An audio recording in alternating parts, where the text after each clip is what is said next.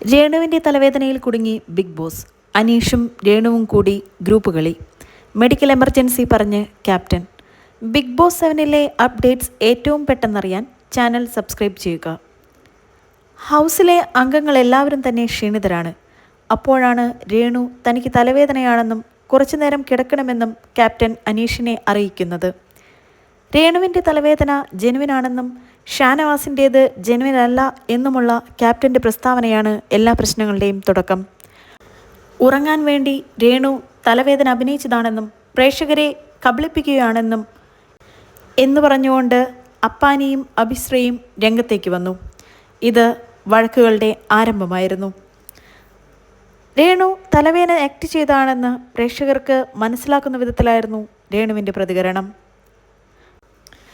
ബഹളം വെച്ചും ആക്രോശിച്ചും രേണു അഭിശ്രീക്കും അപ്പാനിക്കുമെതിരെ പ്രതികരിച്ചു.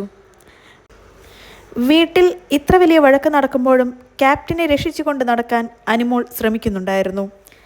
എല്ലാ തലവേദനകളെയും ഒരുപോലെ അംഗീകരിച്ച് നിലപാട് സ്വീകരിക്കുകയാണ് ഒരു ക്യാപ്റ്റൻ ചെയ്യേണ്ടതെന്ന് കുടുംബാംഗങ്ങൾ വ്യക്തമാക്കി. തുടർന്ന് ഷാനവാസിനെ പരിഗണിക്കാതെ ക്യാപ്റ്റൻ രേണുവിന് മാത്രം മെഡിക്കൽ എമർജൻസി വിളിക്കുകയും വഴക്ക് കൂടുകയും ചെയ്തു. ക്യാപ്റ്റൻ്റെ നിലപാടുകളെ ചോദ്യം ചെയ്യുകയാണ് കുടുംബാംഗങ്ങൾ. ക്യാപ്റ്റൻസി അനീഷിന് നഷ്ടപ്പെടുമോ എന്നും രേണുവിൻ്റെ തലവേദന ബിഗ് ബോസിന് തലവേദനയാകുമോ എന്നും കണ്ടറിയാം.